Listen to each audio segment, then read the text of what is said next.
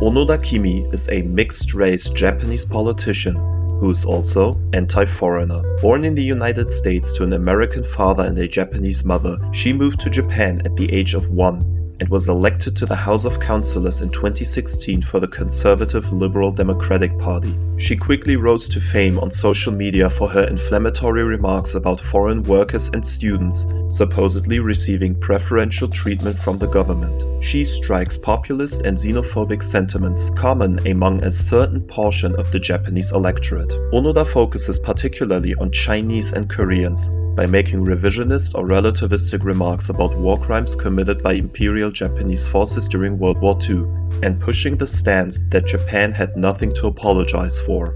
She also attacked opposition politician Ren Ho, whose parents originate from Taiwan, for not renouncing her Taiwanese citizenship after turning 18.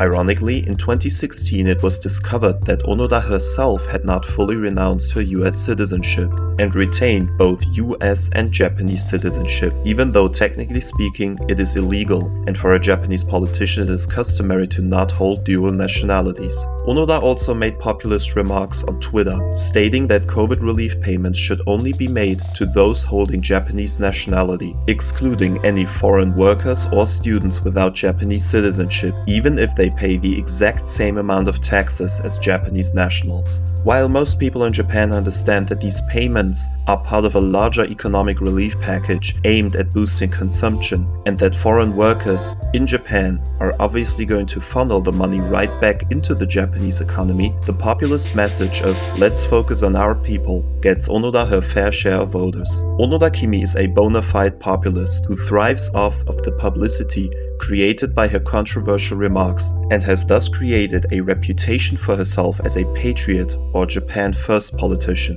Among her colleagues in the LDP, she is certainly no outlier, as conservative politicians in Japan make frequent use of populist tactics to boost their approval ratings. However, her use of social media, her uniquely outspoken and inflammatory rhetoric is unusual for Japanese politicians who try to avoid controversy as much as possible. She may be one of the first Trump-style politicians springing up in Japan, and as other right-wing populists in the country are also branching out to social media, we may soon have Onoda Kimi running for prime minister in the same fashion as her ideological progenitor, Donald Trump.